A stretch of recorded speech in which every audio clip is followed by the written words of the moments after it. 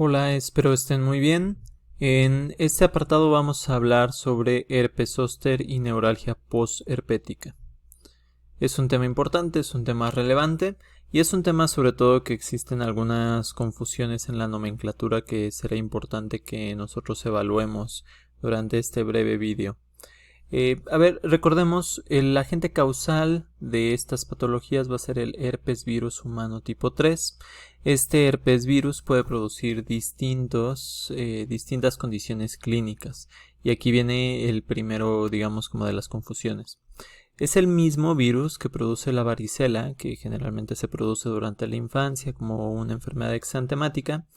Como consecuencia y como complicación de la varicela puede suceder que estos pacientes después desarrollen herpes zóster. El herpes zóster ya es otra patología, ya es otra enfermedad.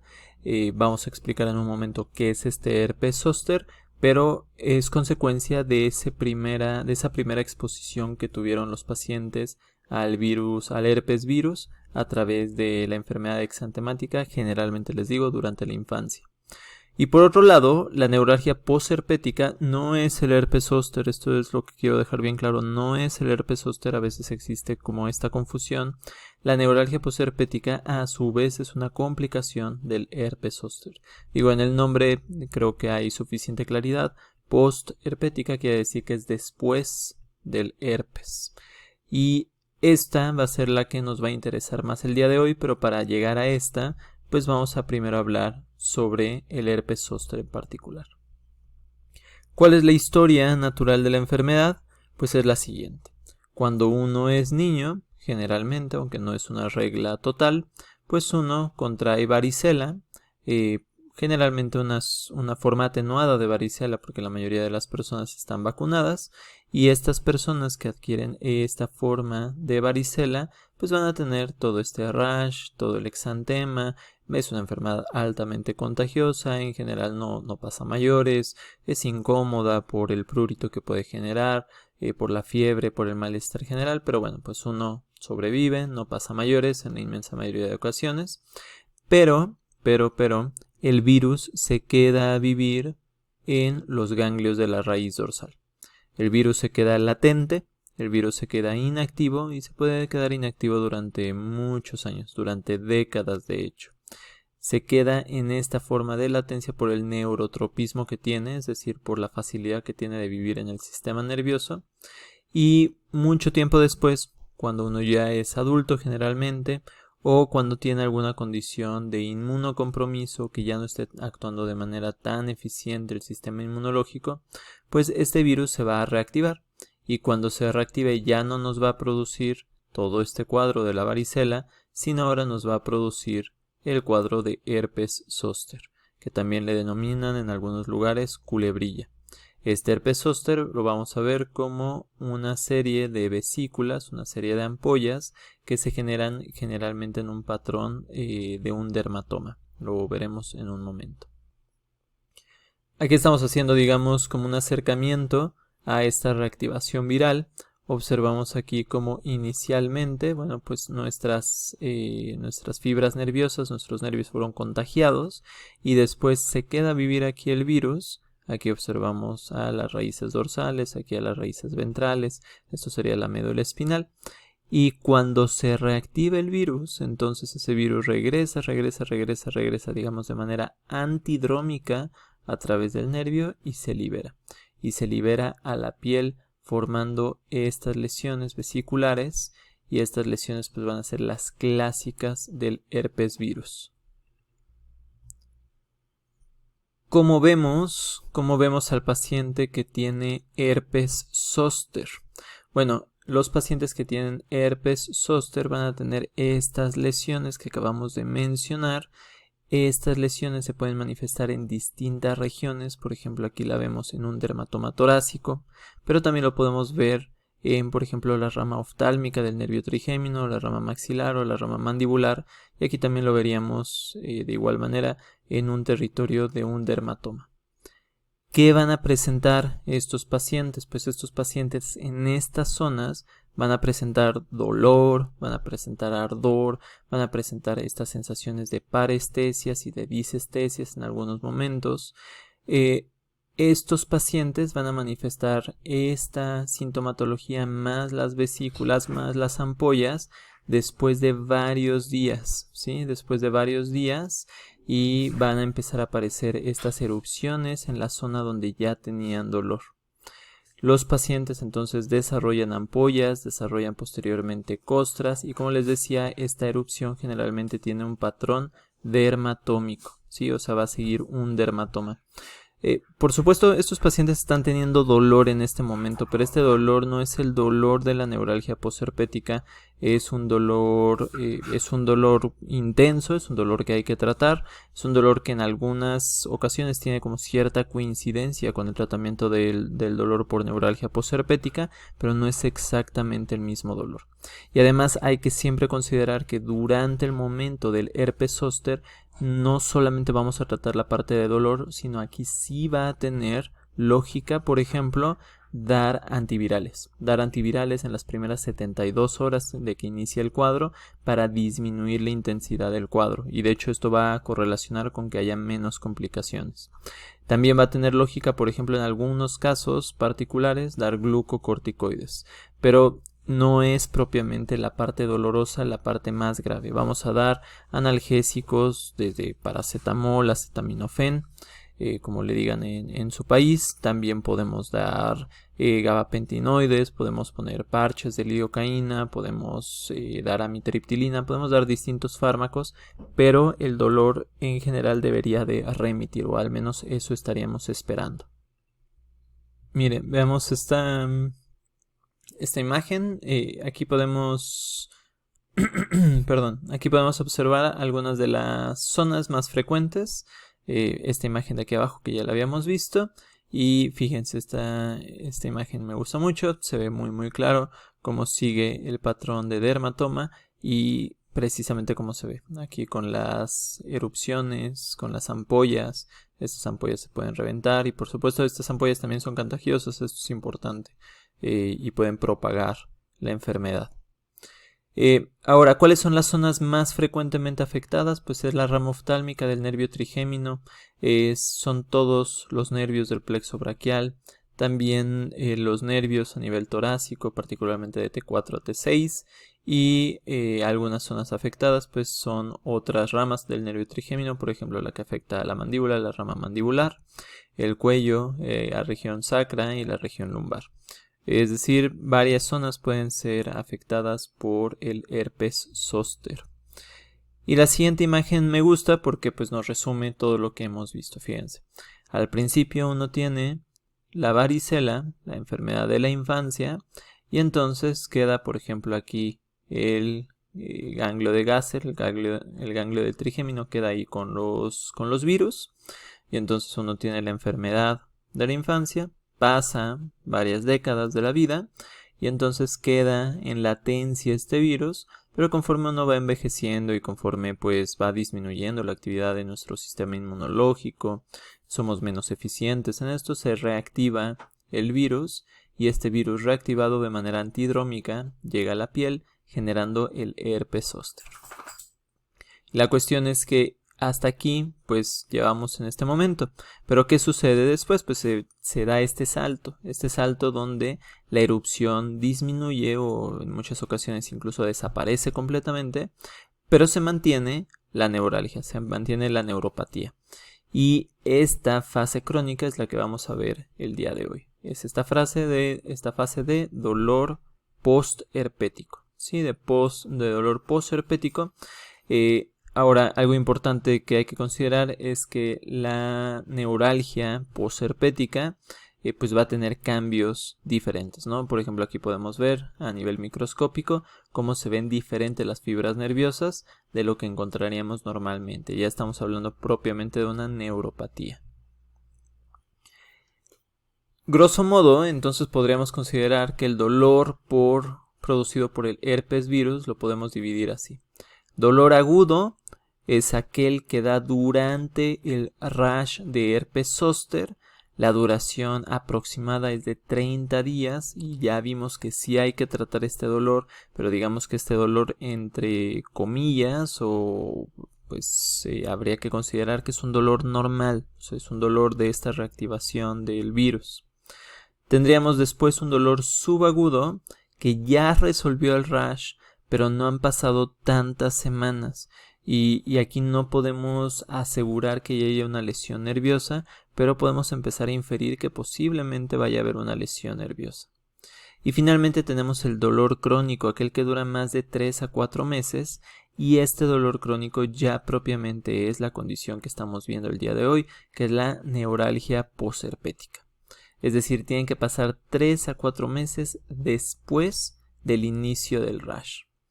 De hecho, si nosotros definimos exactamente este dolor neuropático producido por la neuralgia posherpética, es esta la definición.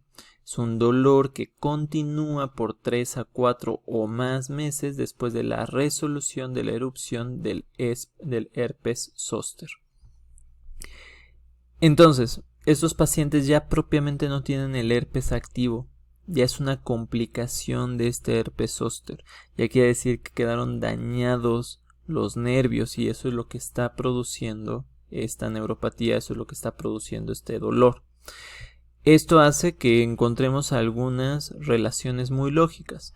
Por ejemplo, si el episodio de herpes zóster fue muy intenso, como este que estamos observando aquí en la imagen, un paciente que tiene claramente lesiones herpetiformes en el nervio trigémino, en la rama maxilar del nervio trigémino, si el herpes zóster fue muy intenso, aunque resuelvan las costras, aunque resuelva las ampollas, de todas maneras es más frecuente que se vaya a presentar neuralgia posherpética. Otra cosa que correlaciona es la edad. Por supuesto que en menores de 50 años, pues la incidencia es baja, 3.4 por cada 1000 personas con herpes, mientras que por arriba de 50 años, pues crece bastante. Sigue sin ser una patología sumamente frecuente, pero sí encontramos un salto importante entre antes de 50 años y después de 50 años, y esto presumiblemente está relacionado pues a la disminución de la efectividad de nuestro sistema inmunológico, a la adición de otras enfermedades crónico-degenerativas, a que en general pues el cuerpo ya no está actuando de la manera más adecuada. La neuralgia posherpética también va a ser más frecuente en pacientes con VIH y cáncer. Esto básicamente por el efecto que tienen estas dos enfermedades en nuestro sistema inmunológico. Y la recurrencia no va a ser tan alta en las personas inmunocompetentes, del 6%, pero pues aún así un 6% tampoco es desdeñable. Entonces un paciente que tiene neuralgia posherpética y resuelve de esa neuralgia posherpética puede recurrir este cuadro clínico hasta en 6% de las personas, y estas son inmunocompetentes, y crece muchísimo esto en personas que tienen inmunodeficiencias. Fisiopatológicamente, ¿qué está ocurriendo a nivel de las neuronas? Pues a nivel de las neuronas están ocurriendo varias cosas. A nivel de las neuronas vamos a encontrar daños en el ganglio de la raíz dorsal, en los cuerpos neuronales, donde vamos a ver reflejado esto como un aumento en la actividad espontánea, en la actividad ectópica, en el reclutamiento de distintas neuronas, es decir, cuando una está muy activa, eso recluta a otras neuronas para que estén igual de activas. A nivel periférico vamos a encontrar varias cosas, por ejemplo la desmielinización de las fibras gruesas, de las fibras mielinizadas, también el aumento de la actividad espontánea, también el aumento de focos ectópicos. También vamos a encontrar a nivel de los ganglios de la raíz dorsal fibrosis, y también de nuestras raíces dorsales que van a producir que existan estas descargas paroxísticas. Y finalmente encontramos, como vimos en el primer video, una serie de cambios plásticos que van a generar que nuestras neuronas de segundo orden se conecten mejor a estas neuronas hiperactivas, y eso propiamente perpetúe el dolor por herpes. Algunas características de la neuralgia posherpética, pues encontramos que el dolor usualmente es descrito como un dolor agudo, quemante, punzante o similar a corrientes eléctricas, es decir, en otras palabras, es un dolor clásico neuropático. Un dolor que puede ser constante o puede ser intermitente, cualquiera de los dos fenotipos se vale.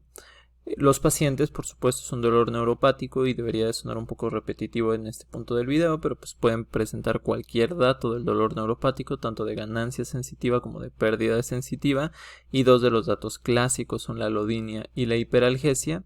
Y fíjense en este dato, hasta 15% de los pacientes que desarrollan esta neuralgia posherpética presentan dolor 2 años después de haberla desarrollado. 2 años después de haberla desarrollado, es decir, que si pasan unos meses de tener esta neuralgia posherpética y no resuelve, la realidad es que muy probablemente el paciente siga teniendo este problema varios años después. Y digo, esto va muy de la mano en cómo se produce el dolor neuropático y cuáles son las consecuencias plásticas de este dolor neuropático a nivel de todo el sistema somatosensorial. Acabemos esta brevísima charla con qué hacemos con estos pacientes. Bueno, lo primero sería evaluar la parte preventiva. A ver, tenemos vacuna contra la varicela, pero también tenemos vacuna contra el herpes zóster, ¿sí? También tenemos vacuna que nos disminuye los casos de actividad del herpes zóster. Entonces hay que utilizar esta vacuna, porque mientras más disminuyamos la intensidad de estos episodios, más vamos a disminuir la posibilidad de presentar complicaciones. De hecho, se ha demostrado que utilizar esta vacuna puede reducir hasta en un 66% el riesgo de neuralgia posherpética. Entonces, lo primero sería en un paciente que corra riesgos, en un paciente con herpes zóster, en un paciente que haya tenido varicela, vale la pena hacer esta prevención para que no se produzca estos cuadros de neuralgia posherpética. Durante el herpes zóster generalmente se utilizan glucocorticoides en muchos escenarios, particularmente no deben de ser utilizados cuando el paciente está inmunocomprometido, pero si el paciente es inmunocompetente, en algunas guías sugieren que se deben de utilizar glucocorticoides. Sin embargo, el uso de glucocorticoides no ha demostrado que reduzca el riesgo de neuralgia posherpética. Entonces se pueden utilizar para el tratamiento del herpes zóster, dependiendo de la guía que guíe el tratamiento en un país o en otro, y dependiendo por supuesto de las características del paciente, pero no por utilizar estos glucocorticoides en realidad el paciente va a tener menor riesgo de presentar neuralgia posherpética. Estudios pequeños pero bien diseñados sugieren que la amitriptilina durante el herpes zóster sí puede reducir el riesgo de neuralgia. Esto se asume que es porque disminuye la actividad durante el herpes zóster y esta disminución de hiperactividad de las fibras nerviosas podría condicionar que fuera más difícil que estas fibras nerviosas ganaran focos ectópicos, ganaran esta actividad paroxística ya en cuestiones posteriores, ya cuando se empieza a desarrollar la neuralgia posherpética. Y en este sentido, pues quizá vale la pena utilizar la amitriptilina no solamente para el tratamiento analgésico per se durante el momento del herpes zóster, sino también posiblemente con la visión de prevenir la aparición de la neuralgia posherpética. Una vez ya teniendo la neuralgia posherpética, entonces, ¿qué tratamientos tenemos? De primera línea se consideran en la mayoría de guías los parches de lidocaína o cremas de lidocaína. Esto sobre todo porque en general pues este tipo de neuralgia pues va a seguir este patrón de dermatoma y por lo tanto va a estar bien definido el sitio donde tiene dolor el paciente, y con los parches de lidocaína no son 100% efectivos, pero el paciente puede tener cierta comodidad con el uso de estos parches. Es un dolor neuropático. Entonces hay que utilizar nuestros anticonvulsivos como los gabapentinoides, la pregabalina y la gabapentina. Aplica la misma retórica que hemos utilizado previamente. En general gabapentina tiene más evidencia de su uso, mientras que pregabalina es más nueva, es un poco más costosa y tiene una farmacocinética lineal. También podemos utilizar amitriptilina ya no solamente para prevenir la aparición de neuralgia, sino para producir un efecto analgésico antinociceptivo, como con cualquier otro dolor de tipo neuropático. Ponemos aquí de segunda línea los inhibidores duales de la recaptura de serotonina-noradrenalina. Estos inhibidores duales, como la duloxetina, pues también tienen un papel importante en el tratamiento del dolor neuropático, justamente por eso, porque es un dolor neuropático. Escapando un poco a la retórica que hemos utilizado previamente con otros tipos de dolor neuropático, aquí sí se vale utilizar opioide siempre y cuando ya se hayan utilizado los otros y no hayamos tenido el efecto analgésico que estamos buscando. ¿Por qué? Y esto sobre todo cuando estamos hablando de dolores o de neuralgias posherpéticas que acaban de cumplir la definición o que todavía se encuentran en fase de herpes zóster y el paciente tiene mucho dolor. Aquí sí podemos utilizar algunos opioides débiles, como por ejemplo el tramadol, o opioides que no son débiles, como por ejemplo el oxicodona.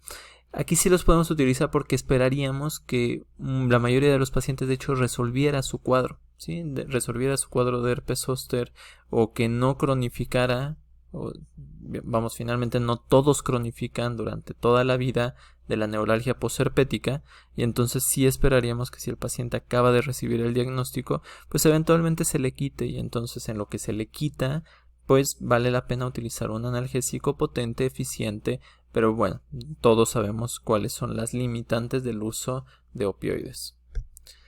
Tenemos otros abordajes terapéuticos, por ejemplo, el uso de pomadas de capsaicina.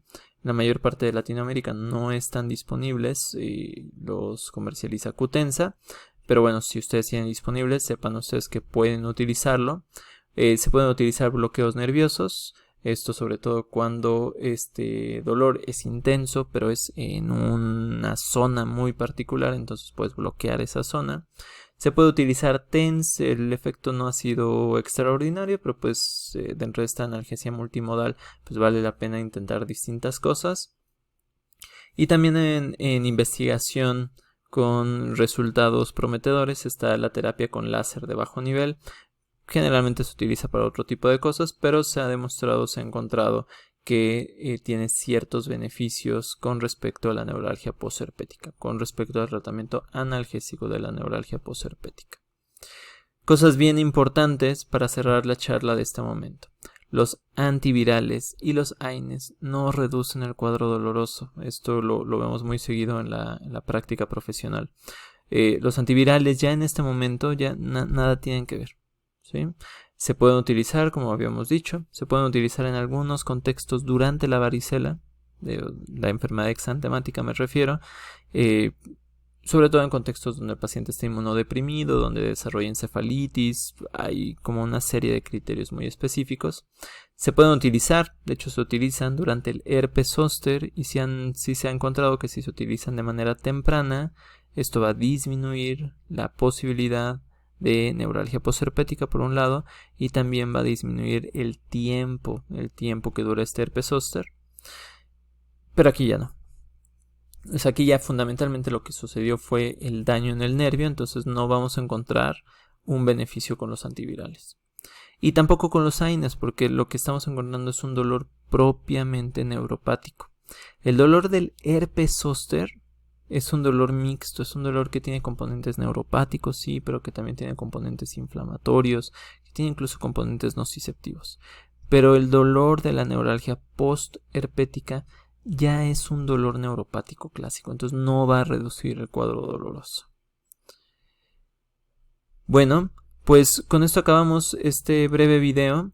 Espero que los últimos videos hayan sido de su agrado. Espero que les haya podido transmitir información valiosa para su práctica profesional. No me queda nada más que agradecer que se hayan tomado el tiempo de escucharme. Les deseo el mayor de los éxitos y estamos en contacto.